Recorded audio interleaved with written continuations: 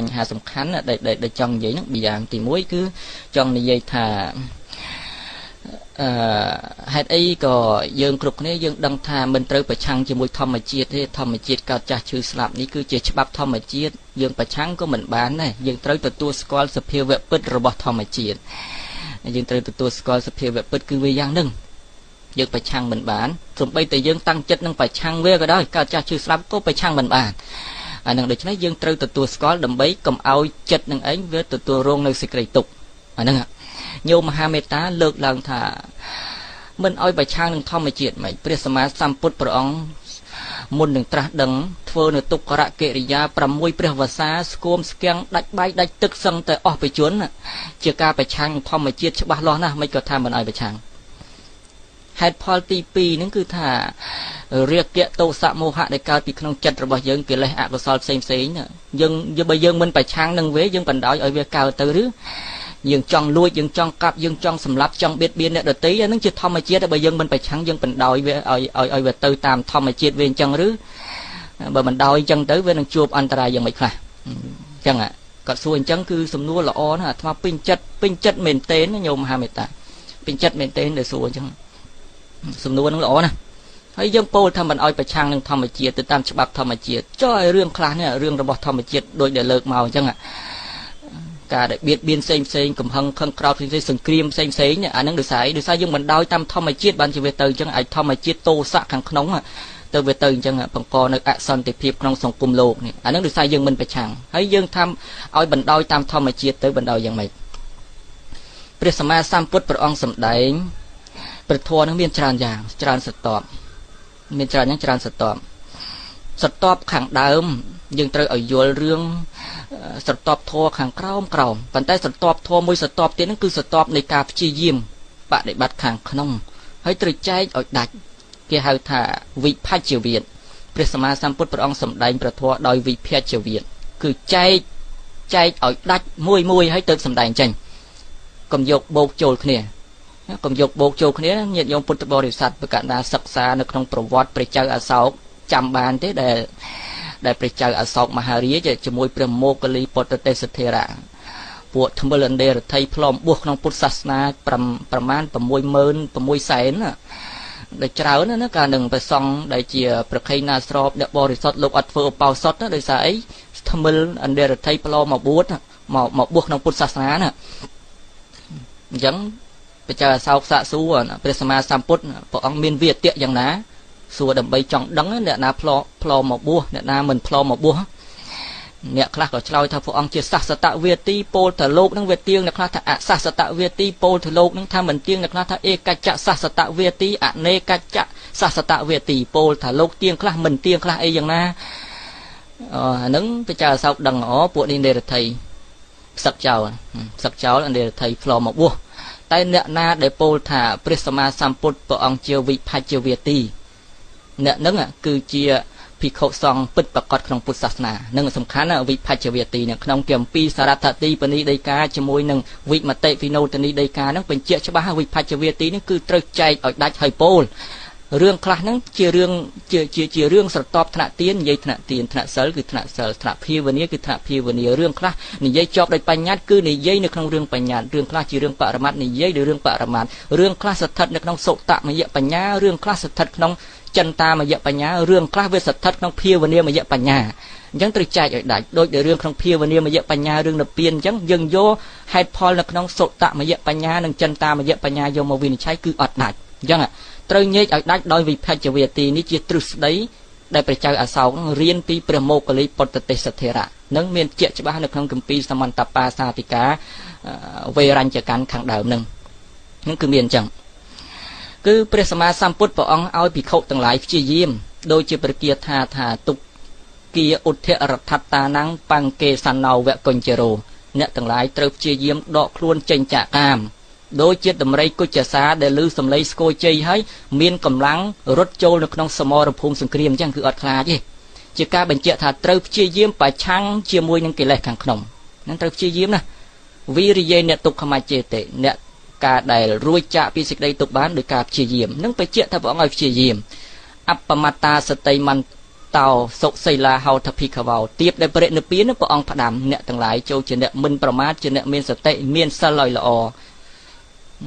សុសមាហិតសង្កប្បាអ្នកទាំងឡាយចូលតម្កល់ទុកនៅសេចក្តីត្រេះរិះឲ្យល្អសច្ចតមនុរកថាត្រូវតាមថែរក្សាចិត្តរបស់ខ្លួន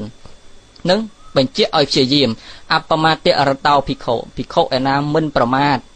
បមាទេភយៈទេសសេវីមាននៅការឃើញភ័យជាប្រក្រតីឃើញនៅសេចក្តីប្រមាទការប្រមាទនឹងថាជាភ័យអភពោបរិហានាយៈនិព្វានសេវសន្តិកេអ្នកនឹងគឺជាអ្នកនៅចិត្តព្រះនិព្វានលក្ខឋានទាំងអស់នេះបញ្ជាក់ថាព្រះសម្មាសម្ពុទ្ធព្រះអង្គឲ្យយើងព្យាយាមប្រឆាំងជាមួយនឹងធម្មជាតិអាក្រក់ដែលជាតួនៃអកុសលាធម្មាខាងក្នុងចិត្តនឹងព្រះអង្គឲ្យប្រឆាំងជាមួយអកុសលនឹងគឺមិនមែនចម្រើនអកុសលទេដូចនៅក្នុងអធិបាតអីចឹងគឺព្រះអង្គសម្ដែងឲ្យព្យាយាមចម្រើនកុសលព្យាយាមលះនៅអកុសលនឹងគឺឲ្យព្យាយាមលះនៅអកុសលអានឹងដើម្បីយកមកតបសំណួរញោមដែលបានសាកសួរពីខាងដើមនឹងថាហេតុអីក៏យើងចាំបាច់ត្រូវបណ្ដោយខ្លួនតាមធម្មជាតិតែម្យ៉ាងណាតាមធម្មជាតិតែម្យ៉ាងហើយចុះបើបណ្ដោយតែម្យ៉ាងអញ្ចឹងអីរឿងខ្លះយើងត្រូវប្រឆាំងនោះគិតយ៉ាងម៉េចទៅវិញអាហ្នឹងរឿងដែលត្រូវបណ្ដោយធម្មជាតិនេះព្រះអង្គសម្ដែងនៅក្នុងរឿងត្រៃលក្ខចែកឲ្យដាច់ណាចែកឲ្យដាច់រឿងត្រៃលក្ខនេះជាច្បាប់ធម្មជាតិជាច្បាប់របស់ធម្មជាតិណាដូចយើងហៅថារដ្ឋធម្មនុញ្ញជាច្បាប់ប្រចាំប្រទេសខ្មែរប្រទេសអីអញ្ចឹងណាគឺជាច្បាប់នឹងមិនមែនច្បាប់តូចតាចគឺច្បាប់ធំតែម្ដងច្បាប់ប្រចាំប្រទេសនឹងតែម្ដងនឹងត្រៃលក្ខនឹងគឺជាច្បាប់របស់ធម្មជាតិតែម្ដងមិនមែនជាច្បាប់របស់ដីទឹកភ្លើងខ្យល់ប៉ុណ្ណឹងទៅជាច្បាប់របស់រូបធម៌ទាំងនាមធម៌គឺជាច្បាប់របស់ធម្មជាតិហើយសំដៅយកទៅដល់សង្ខារធម៌ត្រៃលក្ខនេះជាច្បាប់របស់សង្ខារធម៌ត្រូវចាំកន្លែងនឹងផងជាច្បាប់របស់សង្ខារធម៌ព្រះសារីបុត្រថេរៈព្រះអង្គសម្ដែងនៅក្នុងបរិសម្ពិទាមៈសម្ដែងនៅក្នុងបរិសម្ពិទាមៈហ្នឹងគឺសង្ខតលក្ខណៈ3យ៉ាងសង្ខតលក្ខណៈ3យ៉ាងគឺយ៉ាងម៉េចគឺឧបាទលក្ខណៈសង្ខារធម៌មានការកើតឡើងភតិលក្ខណៈមានការតាំងនៅវយៈលក្ខណៈមានការបែកធ្លាយទៅអាហ្នឹងជាលក្ខណៈប្រចាំសង្ខារធម៌គឺអញ្ចឹងដូច្នេះច្បាប់របស់សង្ខារធម៌នេះយើងមិនត្រូវប្រឆាំងទេយើងអត់ត្រូវប្រឆាំងមិនបានការកើតណា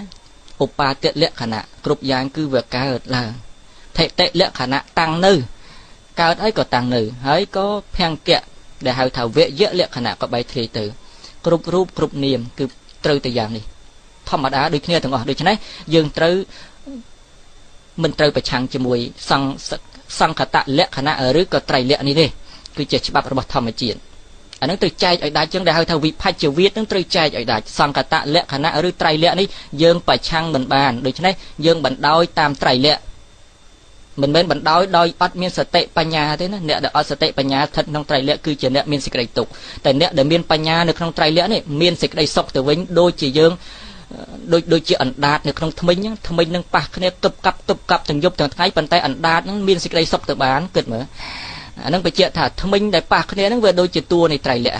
កើតចាស់ឈឺស្លាប់នឹងគឺជាតួនៃត្រៃលក្ខប៉ុន្តែអណ្ដាតអាចរស់ជាសុខទៅបានសំដៅទៅដល់អ្នកដែលមានសតិស្មារតីរស់នៅក្នុងសេចក្តីទុក្ខគឺគំនោនៃត្រៃលក្ខប៉ុន្តែមានសេចក្តីសុខទៅបានដោយសារសតិបញ្ញានឹងដូច្នេះគឺយើងត្រូវព្រមទទួលត្រៃលក្ខប៉ុន្តែយើងប្រឆាំងជាមួយអកុសលខាងក្នុងចិត្តរបស់យើងដោយដែលបានសម្ដែងមកនឹងបញ្ហាមួយដែលបានលើកឡើងថាយើងព្រមដើរទៅតាមធម្មជាតិយើងត្រូវព្រមជាមួយធម្មជាតិកុំប្រឆាំងមួយធម្មជាតិចុះហេតុអីក៏អកុសលផ្សេងក្នុងចិត្តយើងប្រឆាំងទៅវិញព្រះសម្មាសម្ពុទ្ធព្រះអង្គប្រឹងប្រែងទុក្ករកិរិយាខ្លាំងណាស់ដើម្បីត្រាស់ដឹង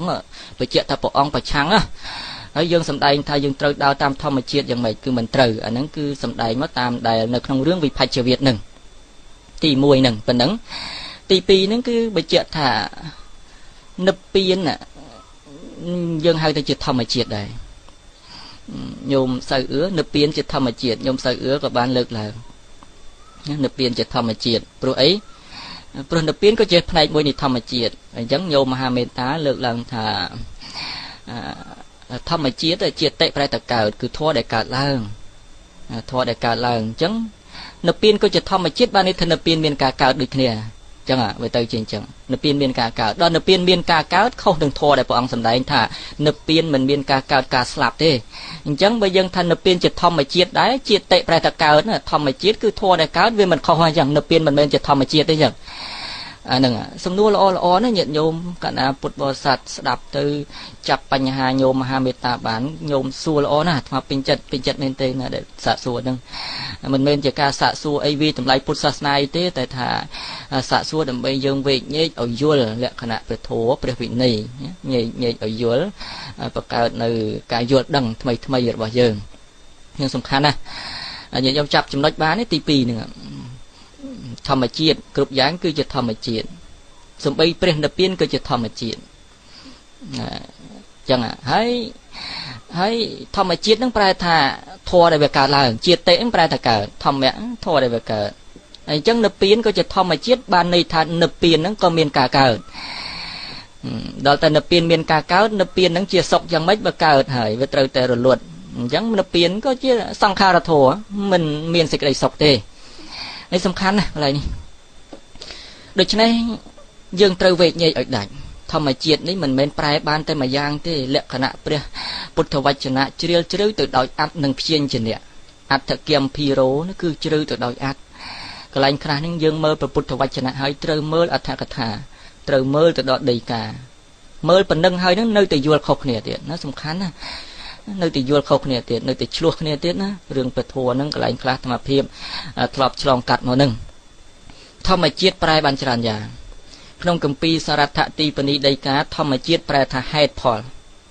លតែម្ដងធម្មៈគឺហេតុជាតិគឺផលគឺប្រែអញ្ចឹងគម្ពីរសរថទីបនីដីកាហ្នឹងហេតុផលសំដៅដល់សង្ខារធម៌ធម្មជាតិអង្គធម៌បានដល់សង្ខារធម៌គឺអញ្ចឹងតែម្ដងសង្ខារធម៌ទាំងឡាយកើតពីហេតុសង្ខារធម៌ទាំងឡាយកើតពីហេតុដូចដែលព្រះអសជិធេរៈព្រះអង្គសម្ដែងជាមួយនឹងឧបទេសៈនឹងកោលិតៈនឹងឧបទេសៈមេនុបអញ្ចឹងណាយេធម្មាហេតុបភវិទេសង្ហេតុងតថាគតោធម៌ឯណាដែលកើតពីហេតុ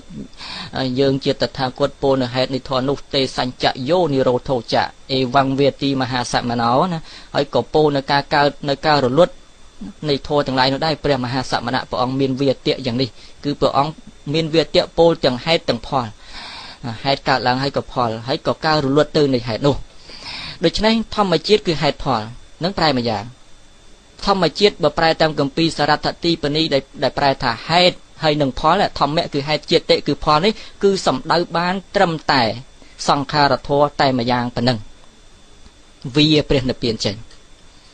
ប៉ុន្តែព្រះនិព្វានក៏ឈ្មោះថាជាធម្មជាតិដូចគ្នាតាមបទវិគ្រោះមួយយ៉ាងទៀតណាត្រូវញែកឲ្យដាច់តាមបទវិគ្រោះមួយយ៉ាងទៀតគឺធម្មជាតិណាធម្មជាតិគឺធម្មជាតិនឹងជាតិនឹងគឺអត់ប្រែទេម្យ៉ាងទៀតនឹងជាតិនៅក្នុងគម្ពីរសត្តនិតិបកជាដើមគឺលោកសម្ដែងថាជាសកដ្ឋៈឬក៏វាចាសិលដ្ឋៈគឺជាស័ព្ទដែលដាក់មកដើម្បីធ្វើសេចក្តីឲ្យពីរោះឬក៏ជាស័ព្ទដែលអត់មានសេចក្តីជាតិដកចោលអត់ប្រែត្រឹមតែពាក្យថាធម្មៈនៅក្នុងគម្ពីរសិទ្ធគម្ពីររូបសិទ្ធិជាមួយនឹងមូលកចាយណៈនេះគឺសម្ដែងទៅដល់សភាវៈដែលទ្រទ្រង់នៅសត្វទាំងឡាយមិនឲ្យធ្លាក់ចុះទៅក្នុងអបាយភូមិប្រែបានច្រើនយ៉ាងទី1គឺប្រែអញ្ចឹងធម្មៈហ្នឹងបានដល់កុសលធម៌ទី2ហ្នឹងគឺប្រែថាទ្រទ្រង់ទុកនៅលក្ខណៈរបស់ខ្លួននេះសំខាន់ណាទ្រទ្រង់ទុកលក្ខណៈរបស់ខ្លួនអត្តនោសភាវៈធារេតៃតេធម្មោគឺសភាវៈណាទ្រទ្រង់ទុកលក្ខណៈរបស់ខ្លួនសភាវៈហ្នឹងឈ្មោះថាធម៌ឬក៏ធម្មៈឬធម្មជាតិតែម្យ៉ាងតែម្ដងណាដូច្នេះព្រះនិព្វានក៏ឈ្មោះថាជាធម្មជាតិប៉ុន្តែព្រះនិព្វានមិនមែនប្រែថាកើតទេតែព្រះនិព្វានប្រែថាទ្រទ្រង់ទុកនៅលក្ខណៈរបស់ខ្លួនអ្វីជាលក្ខណៈរបស់ព្រះនិព្វាននៅក្នុងគម្ពីរទាំងឡាយមានបរមត្ថជោតិកៈជាដើមសម្ដែងថាសន្តិលក្ខណៈព្រះនិព្វានមានការស្ងប់ជាលក្ខណៈដែលស្ងប់ចាសង្ខារធម៌ដែលជាហេតុមិនស្ងប់ការដែលសង្ខារធម៌ទាំងឡាយរលត់ទៅមិនមានសេសសល់ដូចជាភ្លើងទៀនឬភ្លើងចង្គៀងដែលរលត់ទៅហ្នឹងភាពរលត់ទៅហ្នឹងមានតែភាពត្រជាក់តែម្យ៉ាងវាអស់នៅកម្ដៅលក្ខណៈស្ងប់ហ្នឹងជាលក្ខណៈរបស់ព្រះនិព្វានហៅថាសន្តិលក្ខណៈនឹងសំខាន់ណាស់ដូច្នេះព្រះនិព្វានក៏ហៅថាធម្មជាតិតែត្រូវប្រែថាទ្រទ្រង់ទុកនៅលក្ខណៈស្ងប់របស់ខ្លួននឹងព្រះនិព្វាន តែព្រះនិព្វានជាធម្មជាតិមិនមែនប្រែថាមានការកើតជាធម្មតានោះទេណាធម្មជាតិយើងអាចប្រែថាមានការកើតជាធម្មតាអញ្ចឹងព្រះនិព្វានជាធម្មជាតិព្រះនិព្វានមានការកើតជាធម្មតាប្រែនឹងអត់ត្រូវអានឹងត្រូវឲ្យយល់ដល់ជំរឿដែលហៅថាអដ្ឋគមភិរោជ្រៅទៅដោយអត្តហើយនឹងស័ព្ទនឹងទៅផងនឹងមួយយ៉ាងអញ្ចឹងហើយធម្មជាតិបើវេកទៅតាមបទសមាសម្យ៉ាងទៀតហ្នឹងវាមកពីបញ្ចមិតពុរិសសមាសប្រែថាហេតុកើតផលកើតពីហេតុណាផលហ្នឹងវាកើតពីហេតុជាតិគឺផលធម្មៈគឺហេតុសភាវៈដែលកើតពីហេតុហ្នឹងគឺធម្មជាតិគ្រប់យ៉ាងគឺវាមានហេតុបច្ច័យកើតឡើងដោយព្រះអង្គសម្ដែងយេធម្មាហេតុបពភាគឺកើតពីហេតុពីបច្ច័យអញ្ចឹងដូច្នេះសរុបសេចក្តីមកវិញក្នុងបញ្ហាទី2ដែលសួរថាគ្រប់យ៉ាងគឺធម្មជាតិហើយធម្មជាតិប្រែថាមានការកើតជាធម្មតាព្រះនិព្វានក៏ជាធម្មជាតិអញ្ចឹងព្រះនិព្វានមានការកើតជាធម្មតាឬអាហ្នឹងខ្ញុំកណាវិសាជនាទៅតាមនឹងដែលបានវិសាជនាមកគឺត្រូវញែកធម្មជាតិហ្នឹងប្រែមួយយ៉ាងតាមសារថតិបនិដីកាហ្នឹងគឺប្រែថាកើតពីផលហ្នឹងដែលកើតពីហេតុបញ្ចមិតពុរិសសមាសឬក៏ចងជាទ្វិនទ្វសមាសធម្មជាតិប្រែថាហេតុហើយនឹងផលនេះអង្គធម៌បានដល់សង្ខារធម៌តែបើប្រែថាសភាវៈទ្រទ្រង់ទុកលក្ខណៈរបស់ខ្លួនដោយដកនៅជាតិចេញកំប្រែព្រោះជាតិតាមគម្ពីរសតនីតិហៅថាសកដ្ឋៈឬវាចាសិលដ្ឋៈគឺមានអត្រឹមតែថាទ្រទ្រង់ទុកនៅលក្ខណៈរបស់ខ្លួនអានឹងធម្មជាតិនឹងរួមទាំងព្រះនិព្វានចូលផងក៏ហៅថាធម្មជាតិគឺព្រះនិព្វានក៏មានលក្ខណៈសន្តិលក្ខណៈគឺលក្ខណៈស្ងប់ពិតប្រាកដចាកទុកទាំងឡាយទាំងពួងនឹងបញ្ហាទី2ហ្នឹងហើយបញ្ហាទី3ហ្នឹងតកតងទៅនឹងព្រះនិព្វានដែលបានវិសាជនាមកថាបើព្រះនិព្វានមើលមិនឃើញចាប់មិនបានយើងជឿថាព្រះនិព្វានមានយ៉ាងម៉េចហ្នឹងដូចដែលបានសម្ដែងហើយត្រូវបដិបត្តិចូលនៅក្នុងភាវនាមយបញ្ញាព្រះសម្មាសម្ពុទ្ធព្រះអង្គសម្ដែងនៅក្នុងព្រះធម្មគុណបច្ចតាំងវេទិតាពោវិញ្ញូហេព្រះធម្មគុណទី6ហ្នឹងគឺបច្ចតាំងវេទិតាពោវិញ្ញូហេគឺត្រូវពួកវិញ្ញូជនអ្នកបដិបត្តិហ្នឹងត្រូវបច្ចតាំងវេទិតាពោវេទិតាពោត្រូវដឹងហើយមិនមែនដឹងដោយឃើញដោយឮត្រូវបច្ចតាំងឲ្យវាបច្ចៈក្នុងខ្លួនឯងគឺដោយការបដិបត្តិដោយបច្ចតៈតែម្ដងអាហ្នឹងហើយមិនមែនទៅដឹងដោយមនុស្សទស្សនៈផ្សេងពីនេះពីនោះយកមកបកស្រាយរឿងព្រះនិព្វានឃើញបានអត់បានទេត្រូវវិញ្ញូហេណាត្រូវវិញ្ញូហេប៉ុណ្ណឹងបានដឹងបានរឿងនិព្វានវិញ្ញូហេអ្នកណាវិញ្ញូហេនៅក្នុងពុទ្ធសាសនាគឺអ្នកដែលបានបដិបត្តិចូលទៅដល់ព្រះនិព្វានដោយការឈានកន្លងនៅវិធីនៃមគ្គវិធីនិងផលវិធីទៅហើយទៅអាចចូលទៅដល់ព្រះនិព្វានបានអានោះសំខាន់ណាស់កន្លែងហ្នឹងដូច្នេះសរុបសេចក្តីមកគឺត្រូវបដិបត្តិយ៉ាងណាឲ្យដល់នៅភាវនាមយបញ្ញាទៅអស់សង្ស័យដូច្នេះពុទ្ធជននៅមានសេចក្តីសង្ស័យជារៀងរហូតតែអញ្ចឹងនឹងខ្ញុំកណាអាត្មាភាពនឹងមិនចំទាស់អីទេតែគ្រាន់ថាចូលរួមជាមតិខ្លះព្រោះស្ដាប់តាំងពីព្រឹកមកហ្នឹងពីរោះសំណួរហ្នឹងញាតិញោមកណាស្ដាប់ទៅជួនកាលក៏ឆ្លើយត្រូវចិត្តញោមមហាមេត្តាខ្លះជួនកាលក៏មិនត្រូវចិត្តដោយគាត់សួរហ្នឹងគាត់សួរចំចោះហើយកណាគុណចាស់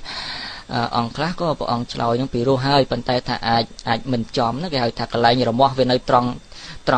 តំណឹងដល់យើងកេះវាអត់ចំតំណឹងវាទៅកេះកន្លែងផ្សេងទៅវិញណាអញ្ចឹងទៅវាអេះមិនចំចំណុចគឺវាអត់បាត់រមាស់នឹងហើយខ្ញុំកណាហ្នឹងក៏អធិប្បាយដោយអាស្រ័យគម្ពីរពុទ្ធសាសនាតកថាដីកាទាំងឡាយទាំងពួងហ្នឹងប៉ុណ្ណឹងហើយញោមមហាមេត្តាក៏អត់នៅណាញោមសៅអឿក៏អត់នៅណាគាត់ទៅសម្រានអស់ហើយនៅកណាគុណចាស់ខ្លះគុណចាស់ដូចគុណលោកខ្មែរណាថ្វាយគុំបាទដូចគុណព្រះវិសុទ្ធិវង្សណានៅថ្វាយគុំណាលើកន្លែងខ្ញុំកណាម៉ោង 7:03 ហើយណា7:03ខ្វះ20ទីជាងទៀត3ហើយហើយអញ្ចឹងក៏